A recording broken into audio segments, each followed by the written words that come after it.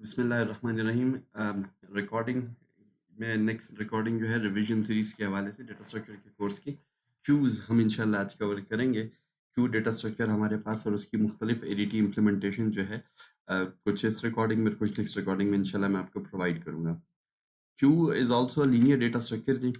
और क्यू के बारे में कुछ बेसिक बातें पहले जान लें कि ये क्यू जो रूल फॉलो करता है that is first in first out. जो पहला एलिमेंट जो आपने इंसर्ट किया है meaning the element inserted first is removed first, वो पहले ही रिमूव किया जाएगा। ठीक है जी। क्यू जो है इसकी रियल लाइफ एग्जांपल्स जैसे आप कहीं भी किसी भी जगह के आगे कोई कतार, जैसे बैंकिंग सिस्टम में जो है आप देख लें काउंटर के आगे जो कस्टमर्स खड़े होते हैं, तो जब भी पहला जो कस्टमर आता है वो काउंटर के बिल्कुल फ्रंट पे आता है, दूसरा कस्टमर उसके पीछे खड़ा होता है, दूसरा कस्टमर उसके, तीसरा उसके पीछे, चौथा उसके पीछे, सो एंड सो ऑन। यानी आप ये देखें कि जब भी क्यू में कोई नया कस्टमर इंसर्ट होता है तो वो रेयर एंड पे सबसे पीछे आके खड़ा होता है, और जब भी क्यू में कोई नया कोई कस्टमर डिलीट होता है क्यू से, तो वो फ्रंट से बिल्कुल आगे से जो है वो रिमूव किया जाता है। यानी इस एनालॉजी को इसलिए मैं पेश कर रहा हूँ कि इसका मकसद ये है कि क्यू में डिलीशन हमेशा फ्रंट एंड से होती है और इंसर्शन हमेशा रेयर एंड से होती है। तो front end is always used for deletion और rear end is always used for insertion. जैसे कि मैंने आपको क्लास में भी एग्जांपल दी थी कि आप जब भी क्यू में कोई कतार बनी है, चाहे वो किसी बैंकिंग सिस्टम में है या किसी आप सिनेमा के आगे कोई कोई लॉटरी सिस्टम है या कोई बिलिंग सिस्टम है, या नादरा में आप चले जाएं, वहाँ पे आपके पास एनआईसी की गैदरिंग के लिए जो आपके पास एक क्यू बनी हुई है, तो क्यू में जब भी नया बंदा आता है तो वो हमेशा क्यू के सबसे आखिर में पीछे रेयर, जिसको इंग्लिश में कहा जाता है रेयर एंड पे आके इंसर्ट होता है, और क्यू से जब भी कोई बंदा निकलता है तो हमेशा फ्रंट से। तो ये एनालॉजी याद रखिएगा कि क्यू में डिलीशन हमेशा फ्रंट एंड से होती है और इंसर्शन हमेशा रेयर एंड पर होती है। इसकी एक और एग्जांपल, जब प्रिंटर स्पूलर कोई भी ऐसा सीपीयू, कोई भी सॉरी सीपीयू का ऐसा रिसोर्स जो शेयर्ड हो, वेटिंग लिस्ट्स जो है ना, जिसमें शेयर्ड तौर पे रिप्रेजेंट की जा रही हो, तमाम रिसोर्सेज शेयर्ड हो, वो क्यू की मदद से जो है वो वेटिंग लिस्ट्स को जो है वो मेंटेन किया जाता है। ठीक है। कोई भी मिसाल के तौर पे अगर आपके पास प्रिंटर है, प्रिंटर एक शेयर्ड रिसोर्स है और मल्टीपल कंप्यूटर्स के साथ कनेक्टेड है, तो 5-6 कंप्यूटर्स अगर एक ही प्रिंटर को यूज़ कर रहे हैं, तो जो बंदा पहले प्रिंट देगा वो क्यू के फ्रंट पे आ जाएगा, जो सेकंड पे देगा वो सेकंड लोकेशन पे, जो थर्ड पे, फोर्थ पे, फिफ्थ पे, जो जितना लेट प्रिंट देगा वो ऑफ कोर्स वो क्यू के रेयर एंड पे हमेशा इंसर्ट होगा, और जो जॉब फारिग हो जाएगी, कंप्लीट हो जाएगी, वो क्यू के फ्रंट से डिलीट होगी। इसी तरह आपके पास हार्ड डिस्क है या आपके पास एक single core single CPU processor है, उस पर भी अगर मल्टीपल प्रोसेसेस आते हैं, तो वो वेटिंग लिस्ट जब उसकी बनेगी मल्टीपल प्रोसेसेस या टास्क या सॉफ्टवेयर जो आपके इकट्ठे चलेंगे कि प्रोसेसर के ऊपर, तो वो एक क्यू में मेंटेन किए जाएंगे। जो प्रोसेस पहले आएगा वो क्यू क्यू के बिल्कुल जो है ना फ्रंट पे आएगा, उसके बाद फिर सेकंड पोजीशन पे, फिर थर्ड पोजीशन पे, so on and so on. तो क्यू में आपके पास इंसर्शन रेयर एंड पे होती है और डिलीशन हमेशा फ्रंट एंड से होती है। हम इन अदर वर्ड्स कह सकते हैं कि queues are widely used as waiting lists for a single shared resource, जैसे कि प्रिंटर हो गया या डिस्क हो गया या सीपीयूज हो गए। ठीक है, इस केस में क्यूज को इस्तेमाल किया जाता है। अच्छा जी, कैरिंग ऑन, अगले पॉइंट की तरफ मूव करते हैं। कॉल सेंटर्स इसकी एक और एग्जांपल है। आपके कस्टमर कॉल्स जो हैं वो जो अटेंड की जाती हैं, तो उसको जिस ऑर्डर में वो आ रही होती है उसी ऑर्डर में उनको रिसीव किया जाता है। अगर कहीं कोई आप अक्सर देखते हैं, आप किसी बैंकिंग सिस्टम के अगर कॉल सेंटर में किसी भी और सर्विस के अगर आप कॉल सेंटर में कॉल करें और वो कोई कोई आपके पास जो है उनका रिप्रेजेंटेटिव कॉल सेंटर का अवेलेबल ना हो, तो आपको एक वेटिंग ट्यून लग जाती है या आपको पहले मैसेज आता है कि आप वेट करें, आपकी कॉल जो है वो बैंक के नुमाइंदे की तरफ जो है वो ट्रांसफ़र की जा रही है। आपकी क्यू में जो है कॉल्स इस तरह वन बाय वन करके रिप्रेजेंटेटिव्स की तरफ में, और जब क्यू फुल हो जाए, कोई भी रिप्रेजेंटेटिव अवेलेबल ना हो, तो you have to wait for extra time. तो the analogy, the purpose of representing all these analogies is कि ये ज़हन में रहे कि क्यू में हमेशा इंसर्शन रेयर एंड पे पीछे से होगी और पीछे की तरफ होगी, और जो डिलीशन है वो हमेशा फ्रंट एंड से आगे की तरफ होगी। ठीक है? अच्छा जी, क्यू पे जो ऑपरेशन परफॉर्म किए जाते हैं, क्यू में अगर आपने इंसर्शन करनी हो तो इसको बुक्स में एन क्यू के नाम से कहा जाता है। और क्यू में जैसे मैंने आपसे अभी अर्ज की कि एलिमेंट जो है, नया एलिमेंट ऐड किया जाएगा या नया जो डेटा वैल्यू आ रही है वो ऐड की जाएगी, वो कहाँ पे, क्यू के रेयर एंड पर। ठीक है।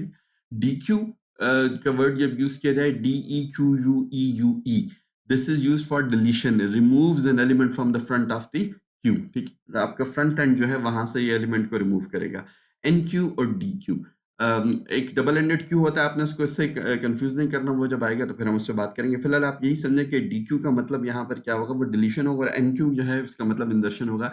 ये बाय कन्वेंशन क्यू में इंदर्शन और डिलीशन ऑपरेशंस के ये नाम हैं, जो ज्यादातर डेटा स्ट्रक्चर की बुक्स में यही नाम यूज किए जाते हैं।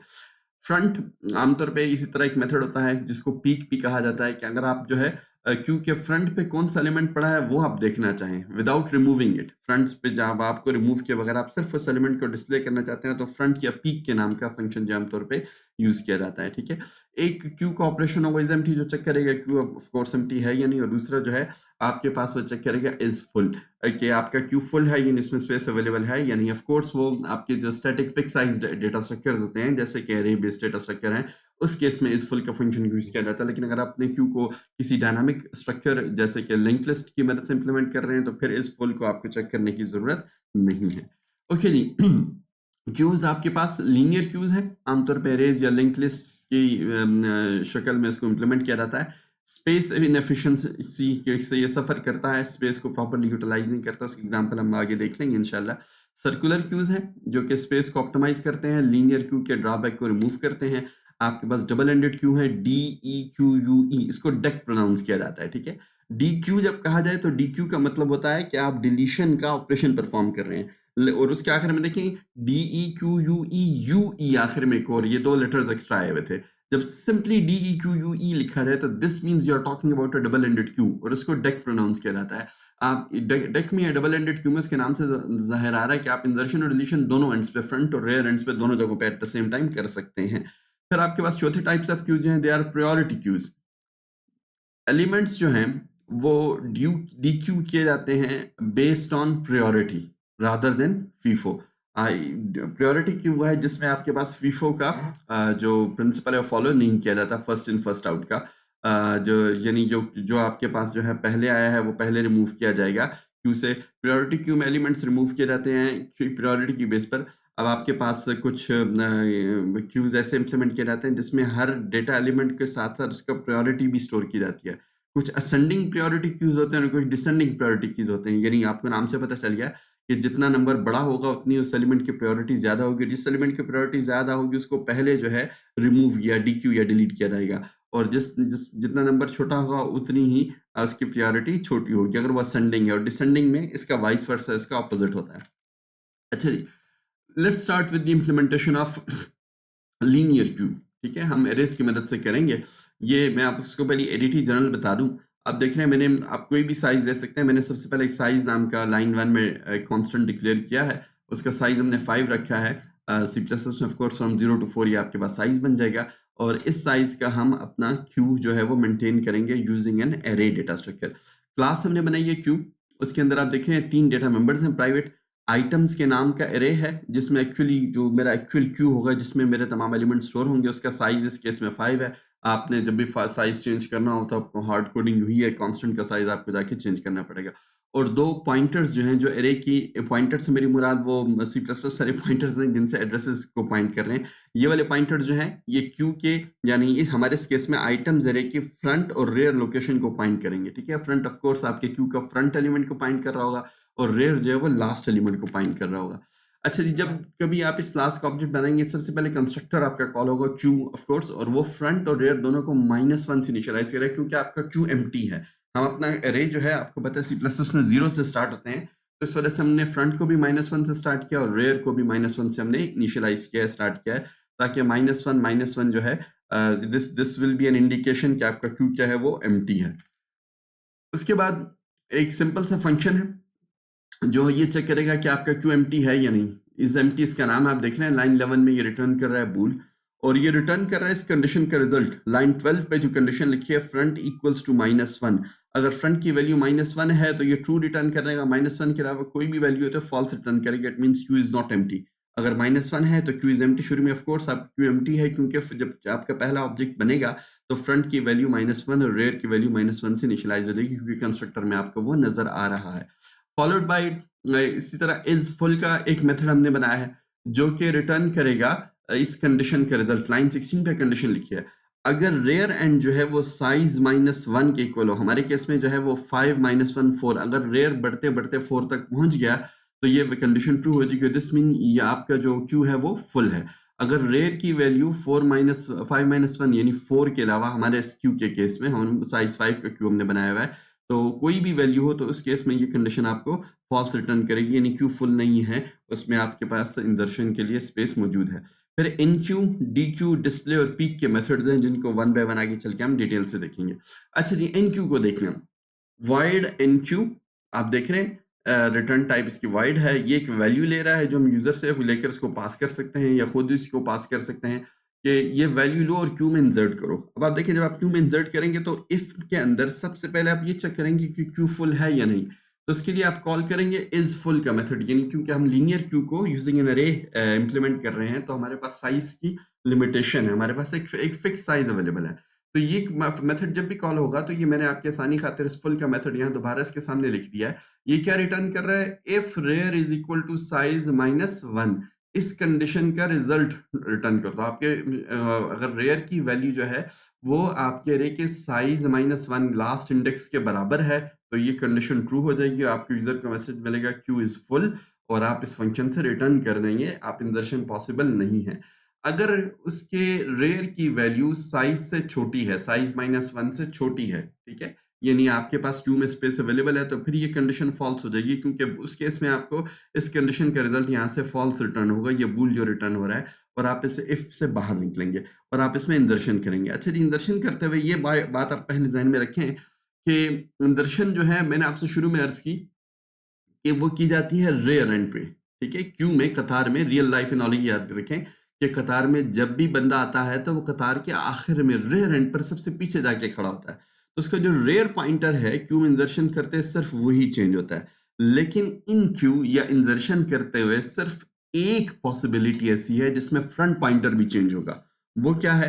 जब आपका क्यू बिल्कुल एम्प्टी हो, यानी आप क्यू में पहली वैल्यू इंसर्ट कर रहे हैं, तो उस केस में आपका फ्रंट और रेयर दोनों चेंज होंगे।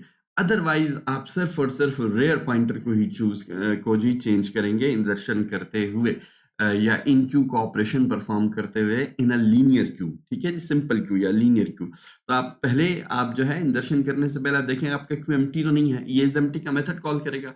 ये मैंने आपके लिए दोबारा लिख लिया है, पिछली स्लाइड में हमने पढ़ा है कि रिटर्न करो इस कंडीशन का रिजल्ट फ्रंट इक्वल्स टू -1। अगर फ्रंट -1 पे खड़ा हुआ है तो इसका मतलब है क्यू खाली है, अभी तक क्यू में कोई भी इंसर्शन, कोई डेटा एलिमेंट आपके इंसर्ट नहीं हुआ, कोई डेटा एलिमेंट आपके इंसर्ट नहीं हुआ, तो ये कंडीशन जो है आपको ट्रू रिजल्ट रिटर्न कर देगी। और अगर इस कंडीशन का रिजल्ट ट्रू हुआ तो आपने, इसका मतलब ये है कि आप इंसर्शन करने जा रहे हैं और आपने क्यू में पहली वैल्यू इंसर्ट करनी है। तो पहली वैल्यू इंसर्ट करने के लिए आपको फ्रंट पॉइंटर भी चेंज करना पड़ेगा, और आप जो है फ्रंट को चेंज करोगे किससे? फ्रंट इक्वल्स टू 0, ताकि यानी कतार में पहला बंदा आ गया, आपके क्यू में पहला बंदा आ गया और आपकी कतार जो है नंबर 0 से स्टार्ट हो रही है, आपकी यानी आपका अरे जो है उसमें लोकेशन स्टार्ट होती है 0 से, तो फ्रंट को आपने इसीलिए सेट कर दिया है 0 के साथ, ठीक है। अच्छा, इसके बाद याद रखिए जहन में वंस अगेन ये पॉइंट मैंने बड़ा करके लिख दिया कि insertion is queue is done at the rear end, यानी आप हमेशा कौन सा पॉइंटर चेंज करोगे? रेयर वाला। फ्रंट वाला पॉइंटर सिर्फ एक केस में चेंज होगा, जब आप क्यू में पहली वैल्यू इंसर्ट कर रहे हो, जब आपका क्यू एम्प्टी है, और वो कैसे चेंज होगा? फ्रंट की वैल्यू आपको 0 करनी होगी, ठीक है जी।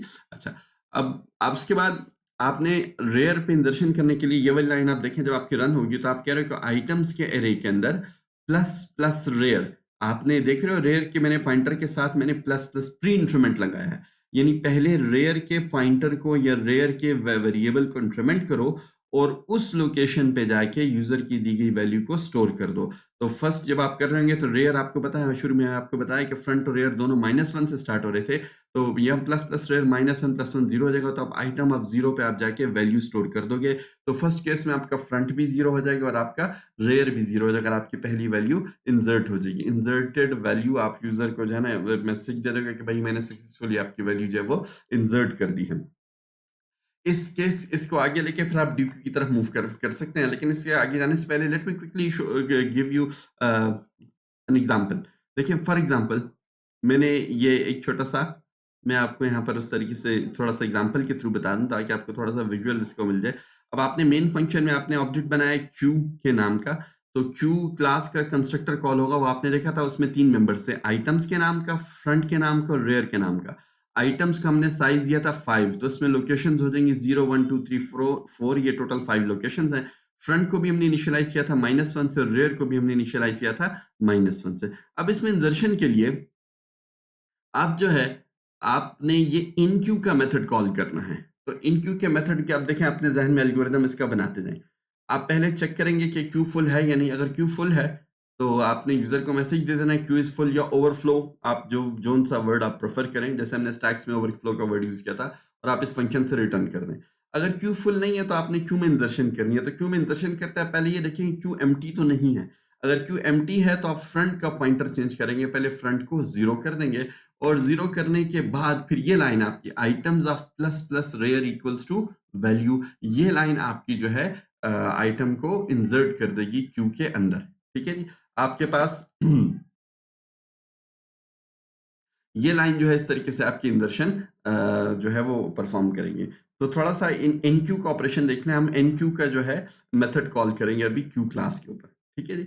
अच्छा, तो एन क्यू का मेथड कॉल करने के लिए late me get back here. आपने क्यू का कंस्ट्रक्टर बना लिया, और क्यू के कंस्ट्रक्टर के अंदर देखें, मैं इसको फॉर एग्जांपल मैंने यहाँ पर कोड लिख दिया। मैंने कहा कि भाई queue dot E N Q U E N Q का मेथड कॉल करो,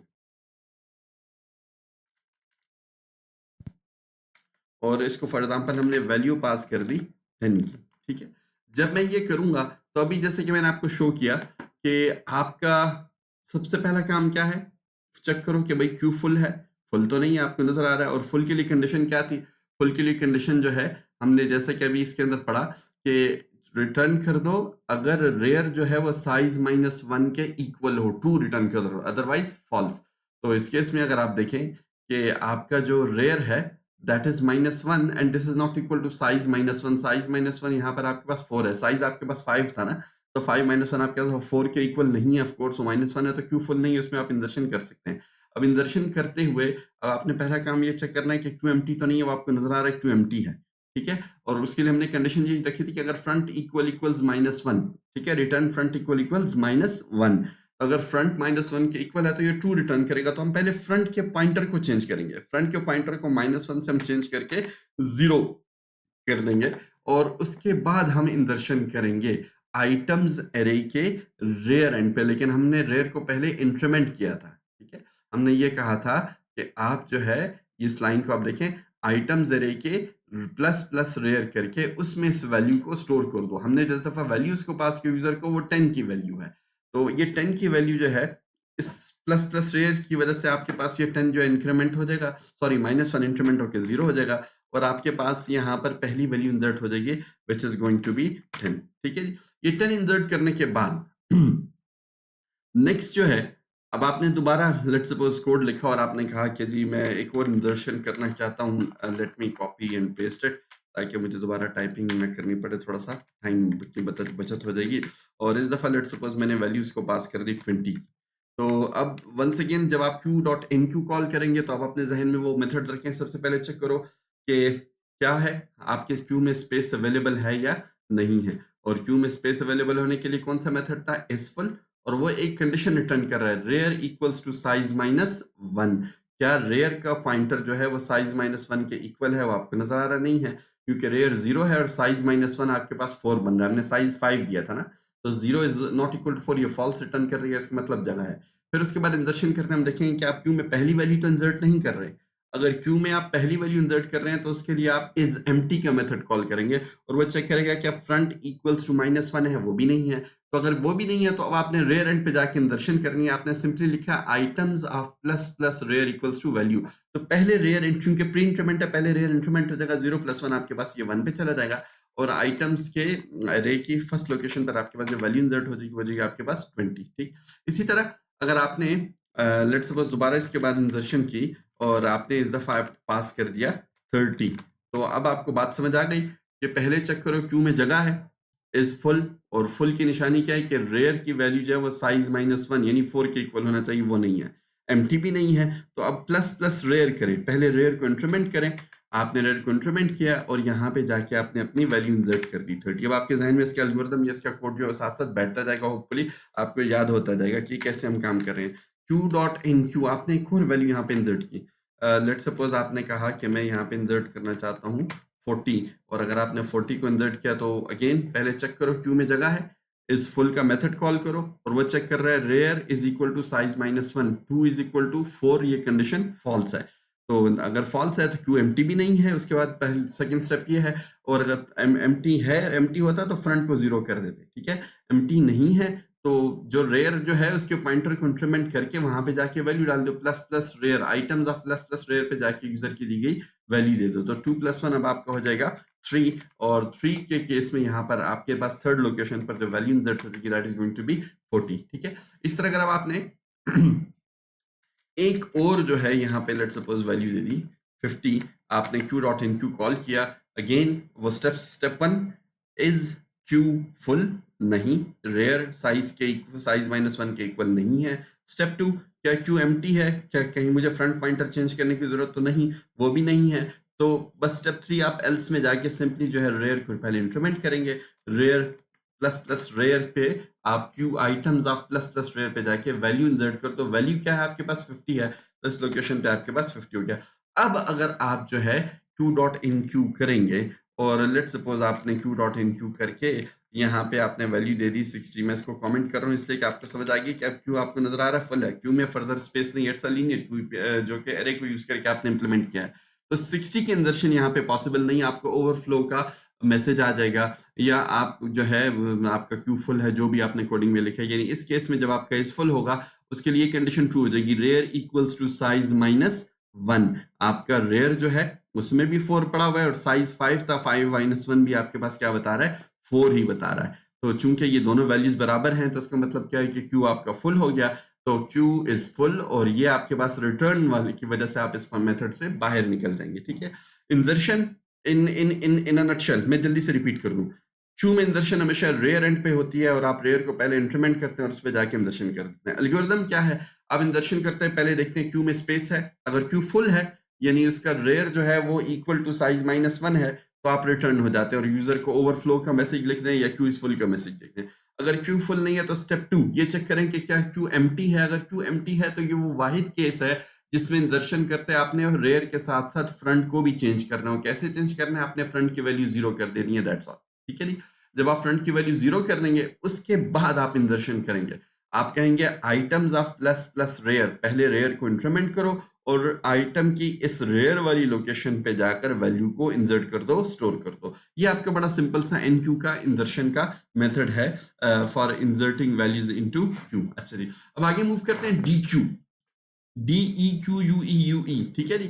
D Q, do not confuse it with double ended queue, deque उसको पढ़ा जाता है और उसमें ये आखिरी दो लेटर्स UE जो हैं ये अवेलेबल नहीं होते, तो कंफ्यूजन को अवॉइड करने के लिए उसको डी क्यू कम कहा जाता है, उसको डेक कहा जाता है। और ये डी क्यू जो है ये this is the deletion operator, this refers to the deletion operation performed on a queue, अगर आपने क्यू पे डिलीशन करनी हो। अच्छा, अब आप देख रहे हैं सबसे पहले जैसे आपने इंसर्शन करते हुए ये देखा था कि क्या क्यू में स्पेस है या नहीं, अगर आप अरेज की मदद से इसको इंप्लीमेंट कर रहे हैं, क्योंकि आपको वहां पे स्पेस फिक्स साइज की होती है, स्टैटिक स्पेस होती है। अब कॉमन सेंस की बात है, अगर आप डी क्यू डिलीशन करेंगे तो आप ये देखेंगे क्या क्यू में कोई आइटम है या नहीं, अगर क्यू एम्प्टी है तो फिर तो डिलीशन पॉसिबल नहीं है, तो उसके लिए आप इज एम्प्टी का मेथड कॉल करेंगे। ये मेथड जब रन होगा तो ये रिटर्न कर रहा था, आपने पिछले उसमें देखा एक सिंपल सी कंडीशन थी, वो क्या थी, फ्रंट इक्वल्स -1, अगर फ्रंट की वैल्यू -1 है तो इसका मतलब क्या है कि आपका क्यू एम्प्टी है, यानी आपके कतार के फ्रंट पे कोई बंदा ही नहीं खड़ा, वो 0 पे भी पहुंच क्यू तब स्टार्ट होगी जब कोई बंदा आ जाए और वो लोकेशन कोई वैल्यू आ जाए, कोई आइटम डेटा आइटम आ जाए और वो 0th लोकेशन पर आकर इंसर्ट हो जाए। अगर क्यू एम्प्टी है तो क्यू इज एम्प्टी और रिटर्न कर दें और फंक्शन से बाहर निकल जाए, ठीक है जी। रिटर्न के बाद की स्टेटमेंट, रिटर्न के बाद आपको पता है बाकी का फंक्शन एग्जीक्यूट नहीं होगा।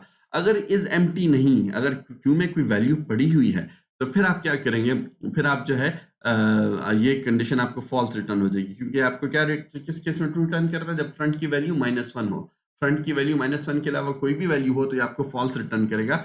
और यहाँ पे आपका ये वाला बॉडी, इसकी बॉडी रन नहीं होगी और यहाँ पे बॉडी क्लोज हो रही है, उसके बाद आपको हम पहले यूजर को एक मैसेज दे रहे हैं, see out removed items of front, जो फ्रंट पे जो आइटम पड़ा हुआ है क्योंकि वो आप सिंपली उसको डिस्प्ले कर रहे हैं, ठीक है। डिलीशन के लिए फिर आपने क्या कहा, अब आपने डिलीशन करते हुए डिलीशन क्योंकि हमेशा किस एंड से होगी, फ्रंट एंड से, इंजर्शन किस एंड पे होती है? रेयर एंड पे, ठीक है। डिलीशन किस एंड पे होती है? फ्रंट एंड पे। हमेशा फ्रंट का पॉइंटर डिलीशन करते हुए या डीक्यू करते हुए चेंज होता है, लेकिन एक केस में रेयर का पॉइंटर भी चेंज होगा। और वो कौन सा केस है? अगर आपके क्यू में एक ही वैल्यू पड़ी हो, और वो एक वैल्यू का पता आपको इससे चलेगा, ठीक है। DQ rare pointer is only change when deleting a single value in queue. By a single value I mean there is only one value present in your queue. अगर आप इसको डिलीट कर देंगे तो आपका क्यू एम्प्टी हो जाएगा और आपका फ्रंट को भी चेंज करना पड़ेगा, उसको -1 पे आपको लाना पड़ेगा। ये कंडीशन आपके इस बात की निशानदेही करेगी, इस बात को यकीनी बनाएगी कि अगर आपके क्यू में एक ही वैल्यू है तो तब ये वाली कंडीशन ट्रू होगी, फ्रंट इज ग्रेटर देन और इक्वल टू रेयर, ठीक है। जब ये कंडीशन ट्रू है तो आपने फ्रंट और रेयर इन दोनों की वैल्यूज को क्या कर देना है? -1 कर देना, दैट्स ऑल। अगर ये कंडीशन फॉल्स है, ये एक ही केस में ट्रू होगी जब आपके क्यू में सिर्फ और सिर्फ एक ही वैल्यू है। इसके भी आपको जाके एक्सेल में थोड़ा सा विजुअली में दिखा भी दूंगा। अदरवाइज डिलीशन हमेशा कहां से की जाती है? At the front end. आपने सिंपली फ्रंट एंड के फ्रंट के पॉइंटर को क्या कर देना है? इंक्रीमेंट कर देना है, फ्रंट प्लस प्लस, ठीक है।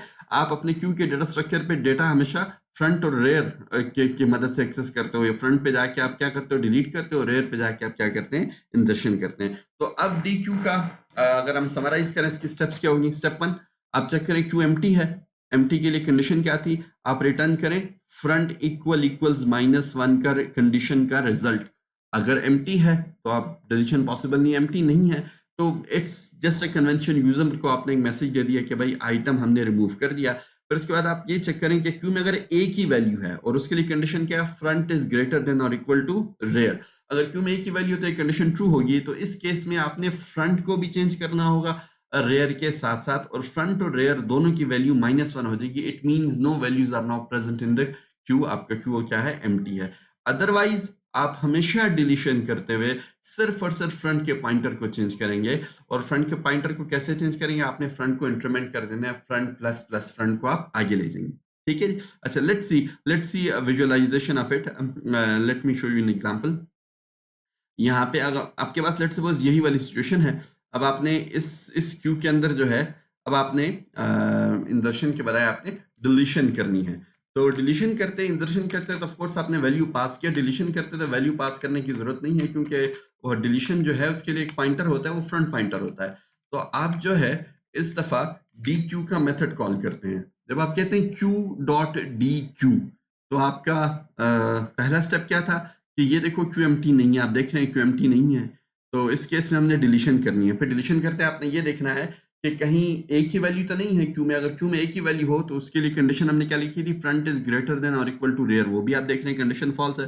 फ्रंट ना ही रेयर के ग्रेटर है और ना ही इक्वल है। फ्रंट 0 है और रेयर 4 है, जो कि रेयर से छोटा है। जब ये कंडीशन भी फॉल्स होगी तब आपने सिंपली फ्रंट को प्लस प्लस कर देना है, तो फ्रंट की वैल्यू 0 से बढ़ के क्या हो जाएगी? 1 हो जाएगी। ये अब आप अपने जहन में इसको इस तरह बनाएंगे कि आपकी फ्रंट यानी 0 लोकेशन पे पड़ी हुई वैल्यू डिलीट हो गई।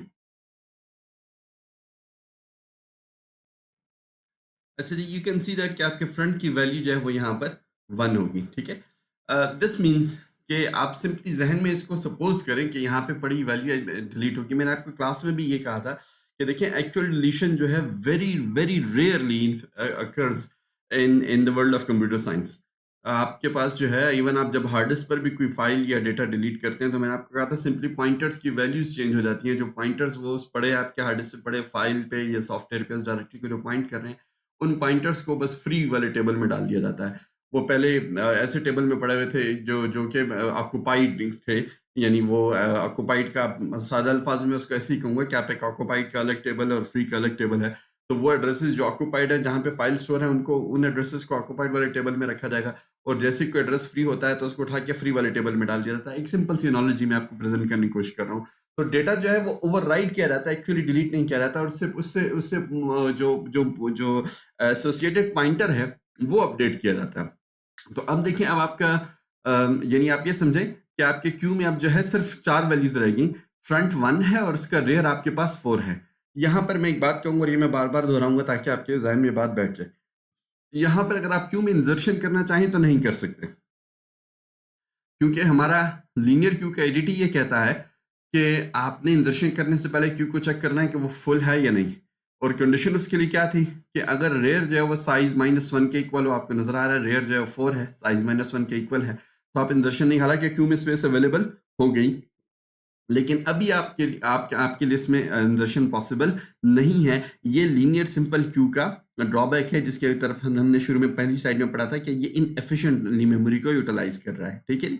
अच्छा, अब लेट्स सपोज आपने दोबारा इसके ऊपर यही वाला मेथड जो है आपने दोबारा कॉल किया, आपने दोबारा कहा कि भाई मुझे डीक्यू कर दो, यानी डिलीट कर दो। तो नेक्स्ट टाइम कॉल हुआ तो वंस अगेन जब आपका डीक्यू का मेथड कॉल होता है, तो let me show it to you once again कि आप पहले क्या करते हैं, आप पहले चेक करते हैं क्यू एम्प्टी नहीं है, अगर एम्प्टी नहीं है तो क्या क्यू में एक वैल्यू पड़ी है, अगर एक वैल्यू नहीं पड़ी तो सिंपली फ्रंट को इंक्रीमेंट कर दो, एक वैल्यू पड़ी है तो फ्रंट और रेयर दोनों को -1 कर दो। ये 3 स्टेप्स हैं सिंपल से। तो जब आप वापस आएंगे, अब आप देखें क्यू एम्प्टी नहीं है, आपको नजर आ रहा है क्योंकि फ्रंट की वैल्यू -1 नहीं है, ठीक है। क्यू एम्प्टी होने की निशानी होगी, फ्रंट की वैल्यू -1 होगी, और उसके बाद क्या क्यू में एक ही वैल्यू है तो वो भी नहीं है। तो इस केस में आपने सिंपली फ्रंट को इंक्रीमेंट कर देना है, फ्रंट प्लस प्लस, तो 1 + 1 आपके पास फ्रंट की वैल्यू हो जाएगी 2। और ये इंक्रीमेंट करने का मतलब ये है कि अब आपका क्यू जो है 2 से शुरू हो रहा है और उसका रेयर उसका लास्ट एंड बता रहा है, ये यानी उसके 2 से लेकर 4 तक इसमें वैल्यूज मौजूद हैं, और अपने जहन में आप ये नॉलेज ही बनाएंगे कि इंक्रीमेंट करने का मतलब ये है कि 1 पे पड़ी वैल्यू आपकी डिलीट होगी, ठीक है। अगेन आपने इस दफा वंस अगेन अगर आपने q.dq का मेथड जो है कॉल किया, और इसको कॉल करने से पहले आप देखें क्यू के शुरू में स्पेस आ गई, लेकिन still the insertion is not possible because of the way the ADT of a linear queue using an arrayed sign, ठीक है। वो क्या कहता है, हमेशा वो कहता है कि भाई if rear equals to size -1 तो क्यू आपका फुल है, हालांकि क्यू में स्पेस है। This is again an indication कि एक लीनियर क्यू सिंपल क्यू जो होता है वो मेमोरी को इनएफिशिएंटली यूटिलाइज करता है, ठीक है। q.dq आपने दोबारा कॉल किया, तो इस दफा आप 2 पे हैं, तो 2 को आपने जब आपने इंक्रीमेंट कर दिया तो 2 + 1 आपके पास हो जाएगा 3, और अगेन आप ये समझेंगे कि आप इस बात को कि 2 आपके पास डिलीट हो गया। दोबारा अगर आपने लेट्स सपोज 3 टाइम आपने कॉल कर लिया, एक दफा और आपने जो है यही मेथड जो है कॉल किया, let me correct it please, ताकि कहीं कोई कंफ्यूजन ना हो जाए। अच्छा जी, 4th टाइम जब आपने कॉल किया तो वो स्टेप्स क्या थी, पहले ये चेक करो क्यू एम्प्टी नहीं है, फ्रंट इक्वल्स टू -1 नहीं है, क्यू आपके पास इसमें जगह है।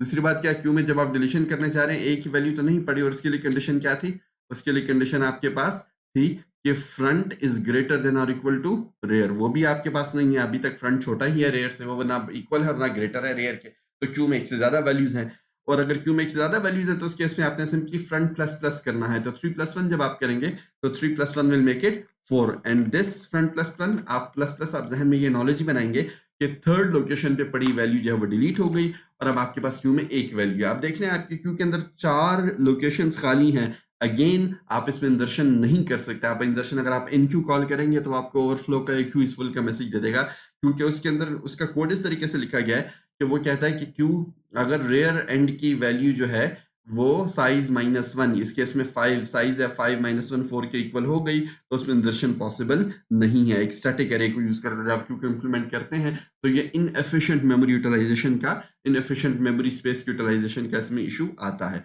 अच्छा जी, वंस अगेन अब अगर आपने q.dq कॉल किया, आपने डिलीशन ऑपरेशन एक दफा, और आपने यहाँ पे लिखा कि मुझे एक और वैल्यूज में से डिलीट करके दो, तो अब जब आपका q again is q empty, आपकी पहली वाली लाइन जो है कॉल हो रही है, वो पहली वाली लाइन क्या कह रही है कि भाई इज एम्प्टी, और इज एम्प्टी क्या था, फ्रंट इक्वल्स टू -1, अगर फ्रंट -1 के इक्वल हो तो तब q एम्प्टी होता है, q एम्प्टी नहीं है तो उसके बाद जो है आप यानी डिलीशन परफॉर्म कर सकते हैं। आप देखें क्यू में एक ही वैल्यू तो नहीं, आपको नजर आ रहा है एक ही वैल्यू है, और उस वैल्यू क्या होने का आपको कैसे पता चलेगा, front is greater than equal to rear, अगर ये कंडीशन ट्रू होगी तो दिस इज एन इंडिकेशन कि आपका क्यू जो है वो उसमें एक ही वैल्यू पड़ी है, तो आपने फ्रंट और रेयर इन दोनों को क्या कर देना है, इन दोनों को -1 कर देना है। तो आप देखें इस केस में आपके पास फ्रंट जो है 4 है, रेयर भी 4 है, ग्रेटर तो नहीं है लेकिन इक्वल तो है, तो जब इक्वल है तो इस केस में आपने कहा कि फ्रंट को भी -1 कर दो और रेयर को भी -1 कर दो, और आप जहन में अपने ये नॉलेज ही बनाएंगे कि आपने ये वैल्यू भी डिलीट कर दी। अगर इसके बाद अगर आपने दोबारा q.tq का मेथड कॉल किया तो अब आपको नजर आ रहा है कि आपका q एम्प्टी है, तो इस केस में you will get an underflow message ठीक है। क्यू एम्प्टी जब आप कॉल करेंगे तो आप देखें आपके कॉल करते हुए आपका जो इज एम्प्टी का मेथड है ये वाला, ये क्या चेक कर रहा था भाई, ये front equal equals return front equal equals -1। तो अब आपके पास आपको नजर आ रहा फ्रंट की वैल्यू -1 है, तो क्यू इज एम्प्टी और आप फंक्शन से रिटर्न कर देंगे, बाहर निकल जाएंगे। ठीक, आप फंक्शन में मजीद कुछ काम नहीं कर सकेंगे because the Q is empty in this case. ठीक, तो आपको क्यू लीनियर क्यू का इम्प्लीमेंटेशन पता चल गई, वेरी सिंपल। और दूसरा आपको ये भी पता चल गया कि इसका ड्रॉबैक क्या है। क्वेश्चन डिलीशन करते आपने ये देखा कि क्यू में स्पेस अवेलेबल थी लेकिन ये इनएफिशिएंटली मेमोरी स्पेस को यूटिलाइज करता है। आपने ये देख लिया कि क्यू किस टाइम क्यू में सिंगल वैल्यू रहती है और क्यू के फुल होने का कैसे पता चलता है। ठीक है, let me get back to this और let me show you quickly the enqueue method once again. Enqueue ताकि मैं क्विक आप इस फुल क्या है, अगर रेयर जो है वो किसके बराबर हो, साइज -1 के, तो क्यू क्या है, फुल है। इज एम्प्टी क्या है, फ्रंट इक्वल्स टू -1। इंदर्शन करते हैं आप, चेक करें क्यू स्टेप 1 क्यू फुल है, उसके बाद चेक करें क्या क्यू एम्प्टी है, अगर एम्प्टी है तो आपने फ्रंट को भी चेंज करना है। ठीक है, रेयर के साथ साथ आपको फ्रंट को भी चेंज करना पड़ेगा, ये दोनों काम आपको साथ साथ करने पड़ेंगे। ठीक है, और फ्रंट को चेंज करने के बाद आप देखें items of plus plus rear equal to जाके आप वहां पे वैल्यू को इंसर्ट कर देंगे। और डी क्यू जो था, डी क्यू में हमने ये कहा कि डिलीशन करते हैं, हम पहले चेक करें एम्प्टी, अगर क्यू एम्प्टी नहीं है इज एम्प्टी के लिए अगेन वो क्या था, रिटर्न फ्रंट इक्वल्स टू -1। तो क्यू एम्प्टी है, अगर एम्प्टी नहीं है तो आप इंदर्शन हमेशा करते हैं रेयर एंड पे, लेकिन इंदर्शन करने से पहले आपने ये चेक करना है कि क्यू में ए की वैल्यू तो नहीं, अगर ए की वैल्यू है तो ये वाहिद केस है जिसमें आपको फ्रंट को भी चेंज करना पड़ेगा। तो इस केस में आप फ्रंट और रेयर दोनों में -1 की वैल्यू जो है वो सेव कर देंगे। ठीक है, अगर आपका क्यू एम्प्टी हो गया तो दिस मीन्स आपका क्यू में ए की वैल्यू थी वो डिलीट होगी, क्यू एम्प्टी हो गया। अदरवाइज आप हमेशा डिलीशन का मतलब है कि आप फ्रंट का पॉइंटर चेंज करेंगे और फ्रंट को आप प्लस प्लस करके आगे की तरफ मूव कर देंगे। अब ये दो सिंपल से मेथड्स हैं, मैं आपको सिर्फ इनका एक नज़र दिखा दूं। आप देख रहे हैं कि एक डिस्प्ले का मेथड है जो क्यू में पड़ी तमाम वैल्यूज को डिस्प्ले करेगा। डिस्प्ले करने से पहले of course common sense is empty का मेथड, अब आपको पता चल गया क्यू इज एम्प्टी, उसको रिटर्न कर दें। अगर एम्प्टी नहीं है तो क्यू के एलिमेंट्स को डिस्प्ले करें, लेकिन क्यू एक ऐसा डेटा स्ट्रक्चर है जिसमें एलिमेंट्स आप कहाँ से एक्सेस करते हैं, फ्रंट से लेके रेयर तक। तो आप देखें जो आई का आपने वेरिएबल निशनाइज किया फ्रंट तक और उसको आप लेके जा रहे हैं रेयर तक, और आपने कहा आइटम्स ऑफ आई को डिस्प्ले करो from all the item that are stored from the pointer या location front of the array to the pointer or location or index rear of the array. इस केस में जब मैं पॉइंटर का लफ्ज इस्तेमाल करूं तो इसका मतलब ये है कि फ्रंट और रेयर जो है वो पॉइंट कर रहे हैं नॉर्मल इंडेक्स लोकेशंस की तरफ, एरे लोकेशंस की तरफ, वो मेमोरी एड्रेसेस वाले पॉइंटर नहीं है। अच्छा जी, इस तरह एक पीक का मेथड भी होता है, बाज बुक्स में इसको फ्रंट का नाम भी दिया गया है, जो कि सिंपली फ्रंट पे पड़ा हुआ आइटम रिटर्न कर देता है उसको। अगर आपको फ्रंट आप ये चाहते हैं कि उसको रिमूव किए बगैर कि क्यू के फ्रंट पे क्या पड़ा है मुझे ये दिखा दो। अब ये भी जहन में रखें, दो चीजें और बता दूं कि बाज बुक्स में बाज एल्गोरिदम्स की इंप्लीमेंटेशन करते हुए फ्रंट और रेयर को लेफ्ट और राइट, फ्रंट को लेफ्ट और रेयर को राइट पॉइंटर का नाम भी दिया गया है। अगर आ जाए तो कॉन्सेप्ट बिल्कुल यही है उसके। और अगर आप देखें बाज क्यूज को जो है ना वो हॉरिजॉन्टली ही, हम जैसे मैंने आपको अभी जो उसकी विजुअलाइजेशन करवाई तो मैंने आपको हॉरिजॉन्टली क्यू बना के दिया। बाज क्यू को वर्टिकली एलिवेटर की तरह बनाया जाता है, तो उस केस में फिर आप फ्रंट को टॉप कहा जाता है और रेयर को बॉटम कहा जाता है। बाज़ औक़ात एल्गोरिदम्स को बाज़ प्रॉब्लम्स को सॉल्व करने के लिए एक बेटर विजुअलाइजेशन इस तरीके से होती है कि आप टॉप और बॉटम की तरफ पॉइंट करते हैं। तो अगर आप उसको वर्टिकली व्यू कर रहे हैं तो फ्रंट और रेयर के नाम बाज़ औक़ात जो है कन्वीनियंस के लिए और a better understanding and creation of the logic front को टॉप कहा जाता है और रेयर को बॉटम कहा जाता है। टॉप और बॉटम के पॉइंटर्स यूज़ किए जाते हैं। अगर आप उसके हॉरिजॉन्टली व्यू कर रहे हैं तो आमतौर पे फ्रंट और रेयर या लेफ्ट और राइट पॉइंटर्स के नाम इस्तेमाल किए जाते हैं। तो फ्रंट को बाज़ औक़ात लेफ्ट कहा जाएगा या टॉप कहा जाएगा, depending on what kind of problem is being solved and how you are looking at the queue. और जो रेयर है उसको बाज़ बुक्स में आप एल्गोरिथम्स में देखेंगे कि उसको राइट पॉइंटर का नाम दिया जाएगा या उसको बॉटम पॉइंटर का नाम दिया जाएगा, depending on the type of the problem is being discussed या being solved through the queue. तो all these possibilities are there, just to tell you to keep an open mind. ठीक है, आप हमेशा फ्रंट और रेयर पे फंसे ना रहें कि पॉइंटर्स के नाम चेंज हो जाएं, तो आप उससे कंफ्यूज नहीं होना। कॉन्सेप्ट्स यही रहेंगे, कॉन्सेप्ट्स इसके इसी तरीके से चलेंगे। एक लास्ट बात, ये एक स्लाइड में आपके साथ शेयर कर दूंगा, इसको जरा तफसील से देखिएगा। ये देखिए स्टैक जो है वो लीफो को फॉलो करता है और क्यू जो है वो फीफो को फॉलो करता है। दोनों ही ना आपके पास लीनियर डेटा स्ट्रक्चर्स हैं, लेकिन स्टैक में इंसर्शन और डिलीशन सिर्फ एक एंड पे होती है और टॉप पे होती है, और स्टैक में इंसर्शन और डिलीशन दो ऑपोजिट एंड्स पे होती हैं। ठीक है, क्यू में इंसर्शन डिलीशन जो है वो दो ऑपोजिट एंड्स पे होती हैं, स्टैक में एक ही एंड पे होती है जिसको टॉप कहा जाता है। और क्यू के दो ऑपोजिट एंड कौन कौन से हैं, क्या आपके रेयर एंड पे इंसर्शन होती है और फ्रंट एंड पे क्या होती है, डिलीशन होती है। ठीक, उसकी एग्जांपल्स भी यहाँ पर दी गई हैं। आपको ये सारी चीज़ें बताई गई हैं। स्टैक जो है तकरीबन तमाम आपकी प्रोग्रामिंग लैंग्वेजेज़ जो हैं वो स्टैक को यूज़ करती हैं फंक्शन कॉलिंग के मैकेनिज़्म को रिप्रेज़ेंट करने के लिए। इसकी बहुत बड़ी जो यूसेज है और जो टास्क शेड्यूलिंग है तकरीबन तमाम ऑपरेटिंग सिस्टम्स जो हैं, जितने भी उनके पास टास्क्स या प्रोसेसेस आते हैं उनकी शेड्यूलिंग के लिए वो क्यूज़ को इम्प्लीमेंट करते हैं जिसकी डिटेल्स आगे चल के आप ऑपरेटिंग सिस्टम में पढ़ेंगे। See you in the next recording of the series of the queue. ये हमारी सीरीज़ का पहला हिस्सा था। Hopefully it will useful and you were able to understand a couple of things. Thank you जी, बहुत शुक्रिया।